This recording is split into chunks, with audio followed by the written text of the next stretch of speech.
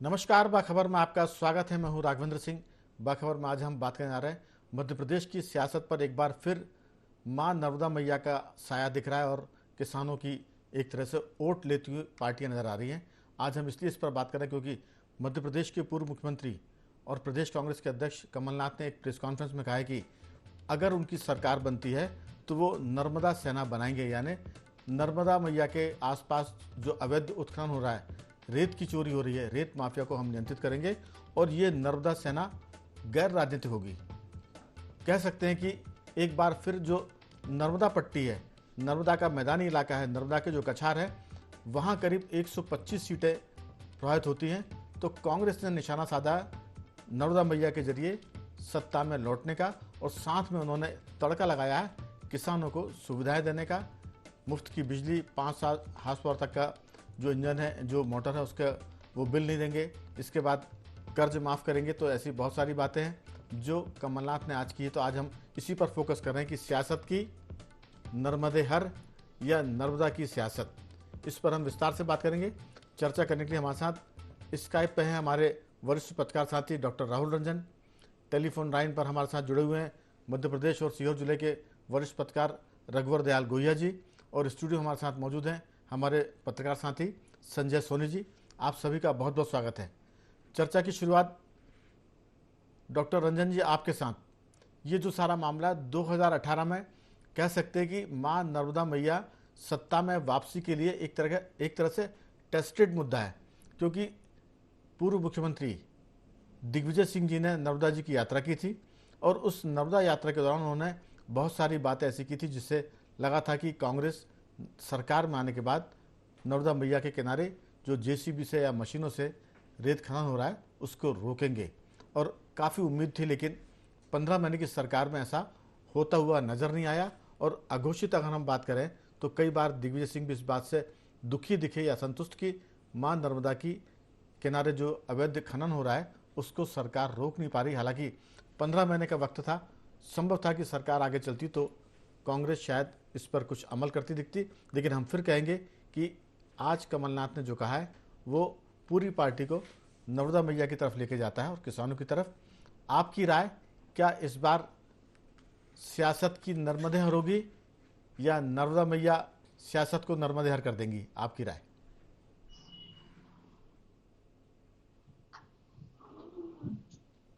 Doctor Rahul. जी जी, आवाज आवाज clear है ना भाई? हाँ, आपकी आवाज़ आ हाँ रही है। हाँ। पहली चीज देखिए, राजनीति है।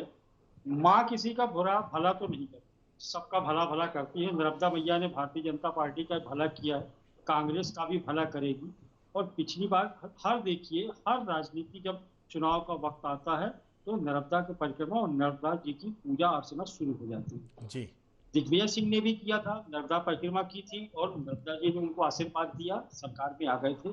दोबारा यही हुआ कि सरकार में आने के बाद ये बिल्कुल सच है कि नर्मदा का जितना उत्खनन रेत का हुआ है, चाहे वो भारतीय जनता पार्टी हो या कांग्रेस का 15 महीने का शासनकाल हो, इन दोनों में नर्मदा का जितना दोहन कर सकते हैं, मां कहने के बावजूद उसको सम्मान देने की स्थिति नहीं बन पाती।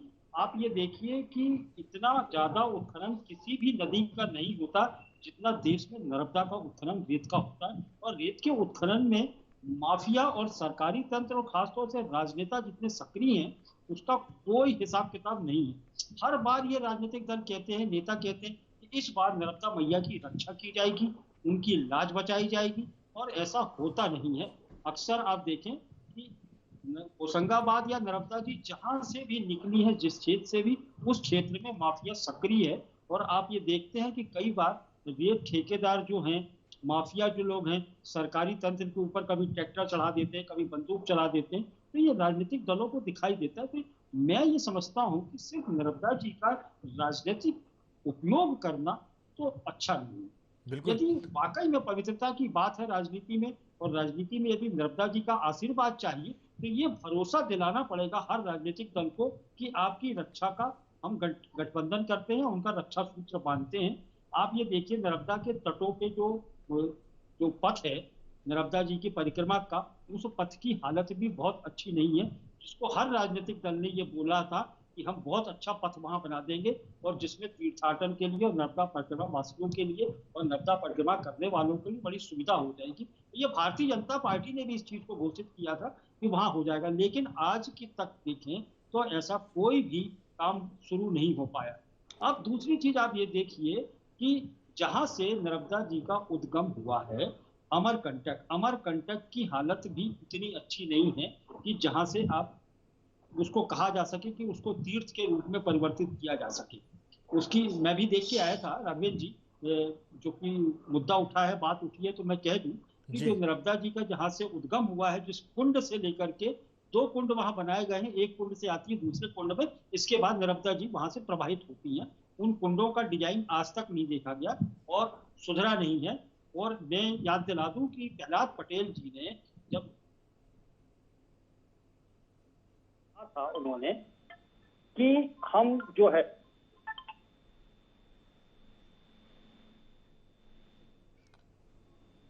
नर्मदा जी की परिक्रमा के समय जब उनने पूजा अर्चन किया प्रहलाद पटेल जी ने, तो कहा था कि इसके घाटों को हम सुधार देंगे और नर्मदा जी के जो परिक्रमावासी हैं उनके लिए हम सुव्यवस्थित व्यवस्था कर देंगे।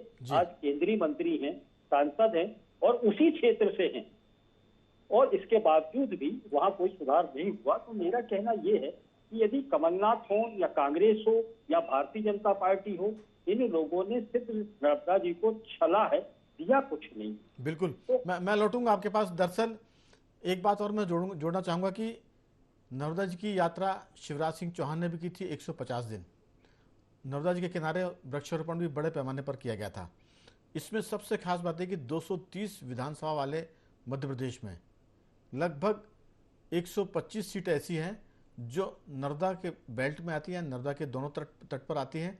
और अगर आपने नर्मदा के दोनों तट के जो रहवासी हैं, जो विधानसभा क्षेत्र उनको साध लिया, तो नर्मदा मैया ही आपको सत्ता में पहुंचाने में कारगर है, यानी आपके लिए मदद करने वाली है, बशर्ते कि आप नर्मदा के दोनों तटों को राजनीतिक रूप से साध लें, नर्मदा जी का उत्खनन रुक जाए, जो रेत का खनन होता है, घाट बन जाए। एक बात तो माननी पड़ेगी कि जो बीजेपी की सरकार रही है उसमें नर्मदा किनारे के जो घाट है वो जरूर बेहतर हुए, पक्के घाट बन गए और बहुत सारी जगह घाटों के साथ साथ धर्मशालाएं बनी है। तो ये बात तो स्वीकार करनी पड़ेगी। लेकिन जहाँ तक खनन की बात है, दोनों पार्टियां इसकी बात तो करती हैं, लेकिन काम कुछ ऐसा नहीं दिखता जो कह पाए कि ये नर्मदा मैया को जीवित नदी का दर्जा दिया है।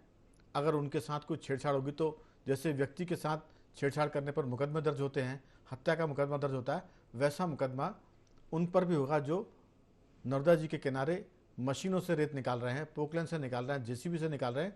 लेकिन अभी तक राहुल जी एक भी केस दर्ज नहीं हुआ है जीवित नदी का दर्जा देने के बाद नर्मदा जी को। ये सब वो कर रहे हैं जो नर्मदा मैया के बेटे हैं, जो उनके आंचल में पले हैं, तैर कर बड़े हुए हैं, चाहे वो कोई भी हो। मैं तो प्रधानमंत्री नरेंद्र मोदी से लेकर शिवराज जी तक, और आपने प्रहलाद पटेल के जिक्र किया वहाँ तक, और छोटे मोटे ऐसे कई नेता हैं जो मंत्री हैं, विधायक हैं, पार्षद हैं, लेकिन नर्मदा जी के साथ सब छल कर रहे हैं। आपकी बात से मैं बहुत सहमत हूँ। होशंगाबाद का जो घाट है, सेठानी घाट, वहाँ से नर्मदा जी में पूरा सीवेज मिलता है।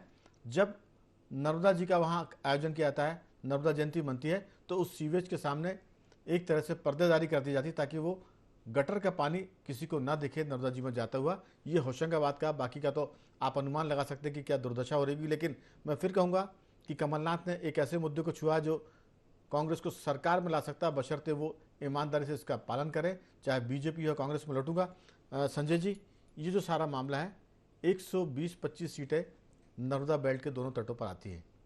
अगर नर्मदा जी को कुछ साध लेगा तो उस पार्टी की सरकार स्वतः ही बन जाएगी।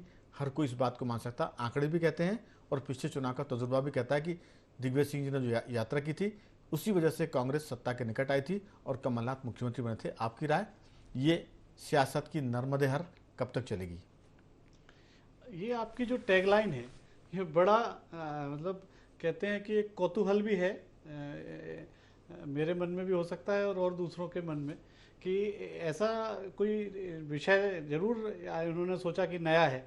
लेकिन जो आज जो दुर्दशा नर्मदा जी की हो रही है जी, अभी आपने 3-4 जगह का जिक्र किया, ऐसी 4-5 जगह और हैं जहाँ पे नर्मदा जी के जो इंडस्ट्री के पूरे यानी रसायन हैं, जो वेस्ट रसायन हैं, वो सब नर्मदा जी में छोड़े जाते हैं। बहुत सारे सीवेज के टैंक के मुंह सीधे नर्मदा जी पे हैं, जबलपुर और जबलपुर के आसपास। ऐसे आप देखेंगे तो सियासत, सच बात है कि सियासत पे जब नर्मदा जी को चुन्नी चढ़ाई जाती है, जब उसका धर्म का लाभ लेना हो, जनता को दिखाना हो कि हम नर्मदा जी आस्था या धर्म के प्रति इतने जागरूक हैं, तो सब कुछ हो जाता है। लेकिन जब एक्सप्रेस वे की बात होती, Narmada express way, Narmada corridor, तो उस पर क्या सियासत हो के बात खत्म हो जाती है, चाहे ये दल हो चाहे वो दल हो। लेकिन कभी किसी ने वाकई सही तरह से चिंता नहीं की। और मैं तो एक ऐसा भी उदाहरण बताता हूं जी। कि जिसमें आपको लगेगा कि जिस गृह नगर से शिवराज जी आते हैं उसका बेल्ट में मैं जब गया एक बार, तो मैंने देखा कि वो एक यानी वो उसका जो बहाव है सीवेज का लोगों का, वो सीधे नर्मदा जी में मिल रहा है। तो कहने की बात, उनका नाम लेने की विषय क्या बात नहीं थी, बात सिर्फ ये थी कि ऐसे कितने राजनेता हैं जो नर्मदा जी की चिंता करते हैं। दिखावे के लिए तो सारे लोगों ने चिंता की, इस पार्टी ने भी उस पार्टी ने, मगर कभी किसी ने भला नहीं किया। आज सबसे ज़्यादा रेत उत्खनन नर्मदा जी का हो रहा है, क्योंकि वहाँ रेत भरपूर मात्रा में है, तो अवैध उत्खनन हो रहा है, उत्खनन भी नहीं हो रहा, अवैध उत्खनन हो रहा है। तो जहाँ तक बात अगर ये आती है तो इसकी चिंता किसी भी दल का हो, मैं तो कहता हूँ एक सामान्य आदमी भी करता है, चाहे इन्होंने नर्मदा यात्रा की या उन्होंने नर्मदा यात्रा की। लेकिन सच बात जो राहुल जी ने भी कही और आपने भी कही कि भला किसने किया, तो सवाल ये आता है कि कोई नहीं, कोई नाम ऐसा सामने नहीं आता। हाँ, ये जरूर है, अमृतलाल बेगड़ जरूर, उन्होंने जब नर्मदा परिक्रमा की थी, जबलपुर के एक नामचीन हस्ती थे, तो उन्होंने बहुत चिंता भी की, उन्होंने उसके बारे में किताबें लिखी, उसके बारे में लोगों को जागरूक किया, लोग हुए भी जागरूक। लेकिन कब तक, क्योंकि उनके पास कोई ताकत नहीं थी आगे काम करने की, कोई योजना नहीं थी, कोई उस योजना में कहीं से पैसा खर्च करने की उनके ऊपर हाथ नहीं था। अमृतलाल जी समाज सेवी थे और मुझे लगता है कि समाज सेवी बेचारे जो होते हैं वो लोगों को जागृत तो कर सकते हैं, लेकिन किसी भी सरकार को वो नियम कायदों का पालन करने के लिए मजबूर नहीं कर सकते जो नर्मदा मैया को बचाने के लिए कारगर होते हैं। मैं सिर्फ छोटा सा उदाहरण दूंगा। क्या रघुवर दयाल जी हमारे साथ जुड़ गए हैं? जी, दरअसल मैं एक उदाहरण देना चाहता हूँ राम मंदिर का। जब तक साधु सन्यासियों ने राम मंदिर बनाने का आंदोलन शुरू किया तब तक वो मांग जो है वो परवाह नहीं चढ़ी, लेकिन जैसे ही उस मांग को पॉलिटिकल पार्टी बीजेपी ने अपने हाथ में लिया, वो राष्ट्रीय मुद्दा बन गया और हमने देखा कि अंततः अदालतों के जरिए होता हुआ वो मामला सुफल की तरफ चला गया, राम मंदिर बनना शुरू हो गया। तो कहीं ना कहीं जब तक राजनीतिक दल, चाहे राम मंदिर का मसला हो, चाहे नर्मदा मैया को बचाने का मामला हो या दूसरे कोई मामले हो, ये जो राजनीतिक दल होते हैं अगर ये आंदोलन बनाते हैं तो वो चीज़ों को सफलता की तरफ ले जाते हैं। समाज सेवी या साधु संत सिर्फ चेतना पैदा कर सकते हैं कि लोग इसके लिए आगे आए, लेकिन असल में जो पार्टियां सरकार बनाती है वो इस मुद्दे को हल कर सकती है, उनकी अगर नीयत साफ हो। यहाँ नीयत साफ नजर नहीं आ रही है। कांग्रेस हो या बीजेपी, 15 महीने की रघुवर जी कांग्रेसी सरकार, नर्मदा मैया का जबरदस्त दोहन होता रहा, जबकि कोर इशू था कि हम नर्मदा जी के किनारे अवैध उत्खनन को रोकेंगे। 15 महीने में वो रुक नहीं पाया, लेकिन कमलनाथ जी ने फिर एक बार इसी पत्थर को उछाला है कि अगर हम सरकार में आए तो हम एक नर्मदा सेना बनाएंगे जो गैर राजनीतिक होगी। आपको क्या लगता है कि 120 के करीब 125 सीटें नर्मदा पट्टी में आती है दोनों तरफ, इसके जरिए क्या कांग्रेस सत्ता की सीढ़ी चढ़ पाएगी? कमलनाथ जी का ये प्रयास कितना आपको दिखता सफल होता हुआ? रघुवर जी। जी, मैं बार बार एक ही बात कहूंगा जी कि फिलहाल कांग्रेस के पास खोने के लिए कुछ भी नहीं है और भारतीय जनता पार्टी की सबसे बड़ी चिंता यह है कि वो अपना साम्राज्य मध्य प्रदेश में कैसे बचाए। आपको याद होगा अनिल माधव दवे जी ने नर्मदा नदी की तमाम विसंगतियों को और इनको दूर करने के लिए हवाई सर्वे किया था और उन्होंने पुस्तक भी लिखी थी और वो नर्मदा मैया के प्रति इतने समर्पित थे कि उन्होंने अपने भोपाल स्थित घर का नाम ही नदी घर रख दिया था। आपने अमृतलाल जी समाज सेवी की बात करी, इसमें कोई संदेह नहीं है कि समाज सेवी अगर ईमानदारी से समाज सेवा कर रहे हैं तो वो किसी राजनीतिक दल से जुड़े हुए नहीं होते हैं। इस कारण उनकी ताकत का असर नहीं होता है। वो ईमानदार तो होते हैं, जनता में उनका एक महत्व भी होता है, लेकिन जो सत्ता की ताकत है, जो निर्णय लेने की क्षमता वाली बातें हैं, वो सत्ता के पास ही होती हैं। इसलिए कमलनाथ जी के 15 महीने के कार्यकाल के पहले और 15 महीने के कार्यकाल के बाद अगर हम ईमानदारी से देखें तो भारतीय जनता पार्टी की ही सरकार रही है। और जैसा कि आप हम सब जानते हैं कि शिवराज सिंह चौहान जी का गृह ग्राम जो है जैत, वो नर्मदा मैया के किनारे है। उन्होंने पूरे क्षेत्र की पैदल पैदल यात्राएं करके खाक छानी। तो आपको ये भी पता है कि उन्हें पांव पांव वाले भैया के नाम से भी जाना जाता है। और नर्मदा मैया के प्रति उनकी अगाध आस्था के संदर्भ में उसके बारे में तो कोई शिकवा और कोई संदेह नहीं है जी। लेकिन बात फिर वही आती है कि जीवित नदी का दर्जा देने के बावजूद एक भी मामला किसी भी व्यक्ति के किसी भी अवैध रूप से रेत का खनन करने वाले या नदी को नुकसान पहुंचाने वाले व्यक्ति के प्रति मुकदमा दर्ज नहीं हुआ है। ये कहीं ना कहीं या तो ये कहें कि लापरवाही का प्रतीक है, या वही बात है कि राजनीतिक रूप से उनको इसमें नुकसान नजर आता होगा। जो भी सत्तारूढ़ दल होते हैं, चाहे कांग्रेस हो चाहे भाजपा, मेरा सिर्फ इस मामले में एक ही कहना है कि आज के संदर्भ में, आज के माहौल में अगर हम देखें तो एक बहुत बड़ा गठजोड़ जो पैदा हो गया है, राजनीति, अफसरशाही और अब कहीं ना कहीं कुछ एक रूप से हम देखें तो मीडिया भी इसमें इन्वॉल्व है। तो जब दिख रहा है, आंखों देखा 24 घंटे जो है रेत का उत्खनन हो रहा है और उसमें बड़ी मात्रा में अवैध रूप से उत्खनन हो रहा है, तो क्यों नहीं उस पर कार्रवाई होती। इसके लिए अकेले राजनेता ही जिम्मेदार नहीं है, वो अफसर लोग भी जिम्मेदार हैं जिनके क्षेत्र में ये आता है। आपने बिल्कुल सही बात कही कि अब जो मामला है वो बहुत गंभीर मामला है और संवेदनशील मामला भी है। नर्मदा मैया के प्रति क्षेत्र के लोगों की गहन आस्था है और उस आस्था को यदि कोई ठेस पहुंचाएगा तो निश्चित रूप से उसका खामियाजा भुगतना ही पड़ेगा, इसमें तो कोई दो राय नहीं। रघुवर जी, आस्था को ठेस पहुंचाने में सरकारें दोषी है, लेकिन प्रतिपक्ष भी अगर खामोश हो तो वो भी उस गुनाह में उतने ही शामिल है। आपने चर्चा की शुरुआत में कहा था कि कांग्रेस के पास खोने के लिए कुछ नहीं है। मेरा मानना है कि जो सियासी दल है उनके पास, अगर वो सरकार के बाहर भी है तो खोने के लिए उनके पास है विश्वास। जनता का अगर आप विश्वास खो देंगे तो फिर आपकी कोई कीमत नहीं होगी। ये इसलिए मैं कह रहा हूं क्योंकि कांग्रेस बड़ी पार्टी है, सरकार के कुछ ही मतों से सरकार से वो बाहर हुई है, तो हम ये नहीं कह सकते कि वो बहुत कमजोर दल है और अभी वो शून्य पर है। खोने के लिए है, लेकिन उसका विश्वास है। अगर वो विश्वास खो देगी तो फिर जनता के बीच में कई सालों तक पिछड़ जाएगी।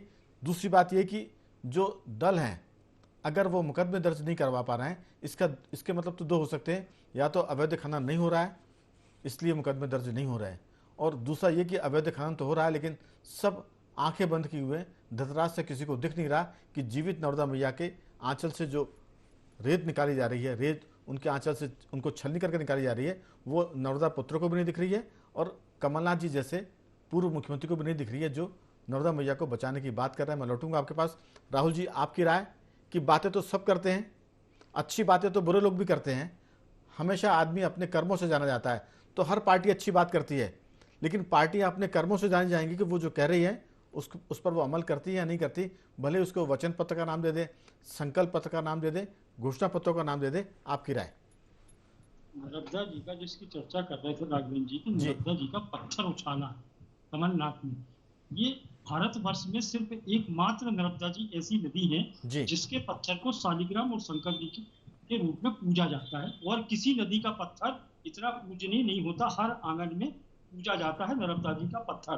तो इस पत्थर को आसान कोई भी राजनीतिक दल ना सोचे, क्योंकि ये पत्थर नहीं है। दूसरी चीज ये है कि इस चीज को सोचना पड़ेगा कि हम ये बार बार चिंता है कि जल का संकट होते जा रहा है, और मध्य प्रदेश में मात्र नर्मदा जी का बहाव और उनका क्षेत्र इतना है कि उनके किनारे के जो शहर और गांव और आबादी है वो नर्मदा जी की जल से ही फल फूल रहे। और यदि धीरे धीरे उसका उत्खनन होता गया रेत का, तो ये साइंटिफिक है कि रेत यदि निकाल दी जाएगी किसी नदी से तो उसका जल संग्रहण की क्षमताएं धीरे धीरे खत्म हो जाएगी, और एक समय ऐसा आएगा कि जगह जगह नर्मदा सूखी हुई और सिर्फ रेत ही होगी, आपके पास में जल नहीं होगा। तो आप करोगे क्या? तो स्थिति ये हो जाएगी कि आपके पास दांत हैं तो चने नहीं बचेंगे, चने हैं तो दांत नहीं बचेंगे। तो नर्मदा जी का करोगे क्या आप? राहुल जी, आपने महत्वपूर्ण मुद्दा उठाया कि अगर आप समय रहते नहीं जागे तो नर्मदा जी सूख जाएंगी और जगह जगह से वो उनकी धार पतली हो रही है, और कई जगह तो हमें कहते हुए डर लगता है कि नर्मदा जी की धार गर्मी के दिनों में टूट भी जाती है, जो पहले कभी नहीं होता था। तो नर्मदा जी को को लेकर आप बातें मत करिए, काम करिए, क्योंकि अगर नर्मदा जी नहीं रही तो मध्य प्रदेश तो क्या गुजरात का भी बहुत बड़ा हिस्सा खत्म हो जाएगा, अस्तित्व संकट में आ जाएगा। संजय जी, आपकी राय की नर्मदा जी को लेकर भाषण देने का, बात करने का, वादे करने का समय निकल चुका है, अब उनको बचाने पर काम होना चाहिए। सिर्फ बोलने से काम नहीं चलेगा। पार्टियां कोई भी हो, शिवराज सिंह हो, दिग्विजय सिंह हो, कमलनाथ हो, लेकिन अगर आप नहीं बचाएंगे तो कल के दिन मध्य प्रदेश बहुत बड़े संकट में आने वाला है। इसके साथ साथ जो आसपास के राज्य हैं, चाहे राजस्थान की बात करें, महाराष्ट्र की बात करें, गुजरात की बात करें, वो भी संकट में आएंगे। आपकी बहुत संक्षेप में राय। देखिए, मध्य प्रदेश में अगर किसी नदी को जीवन रेखा कहा गया है तो वो नर्मदा जी है। अब इसके बाद सारी पार्टियों ने उसका सब स्तर पे, सारे स्तरों पे उनका दोहन किया। हर चुनाव में किसी ने कुछ किया, किसी ने कुछ किया। लेकिन मेरा ये मानना है कि जब आप माँ कहते हैं, जब आप जीवन रेखा कहते हैं, तो फिर आगे उसके बारे में आपको सोचने का सबसे पहला एक व्यक्ति भी उसका अधिकार है और उसका दायित्व भी है कि वो चिंता करे, और फिर चाहे वो किसी भी दल का हो, उसकी चिंता में ये शामिल होना चाहिए कि हम इसका अमली जामा कैसे पहनाएं। संजय जी, अब तो लोग अपने माँ बापों को वृद्धाश्रम में छोड़ के आ रहे हैं, तो ऐसा नहीं हो कि जो राजनीतिक दल अपनी नर्मदा मैया को माँ कह रहे हैं वो इनको भी यहाँ से कहीं और छोड़कर आ जाएं, क्योंकि हालात तो यही है। प्रधानमंत्री नरेंद्र मोदी से लेकर शिवराज सिंह जी, दिग्विजय सिंह जी और कमलनाथ जी सब उन्हीं के बेटे हैं। बिल्कुल। नर्मदा जी मध्य प्रदेश से निकलती हैं और गुजरात में नरेंद्र मोदी के राज्य में जाके वो खंबा की खाड़ी में जाके समंदर में समाती। तो ये उनके बेटों का एक तरह से उनकी बेवफाई है कि वो अपनी माँ के साथ अच्छा सलूक नहीं कर रहे हैं। रघुवर जी, आपकी इस पर अंतिम टिप्पणी बहुत छोटी सी। मैं सिर्फ यही कहूंगा कि माता कभी कुमाता नहीं होती है, पुत्र हमेशा कुपुत्र हो सकते हैं। माता का आंचल तो हमेशा अपने तमाम सभी पुत्रों के लिए फैला हुआ रहता है जी। लेकिन जब आंचल ही नहीं बचेगा, जब माँ नर्मदा मैया ही नहीं बचेंगी, बिल्कुल, तो जीवन के अस्तित्व पर संकट खड़ा हो जाएगा। इसलिए जी, यही सबसे खास बात है कि अगर नर्मदा मैया नहीं बची तो फिर आप सियासत कहाँ से करेंगे, वोट किसके लेंगे, उनके किनारे की जो 120-25 सीटें हैं वहां आप कैसे जीत पाएंगे। ये सवाल हम जनता के बीच में छोड़ कर जा रहे हैं कि जो नर्मदा मैया को बचाए उनको आप वोट करें, बातें करने वालों को छोड़ दें। बखबर में सिर्फ इतना ही। तीनों मेहमानों का मैं धन्यवाद करूंगा। रघुवर जी, आपका साधुवाद, डॉक्टर राहुल जी आपका भी, और संजय जी आपका बहुत बहुत धन्यवाद कि आपने चर्चा में हिस्सा लिया। बने रहिए हमारे साथ और देखते रहिए IND24।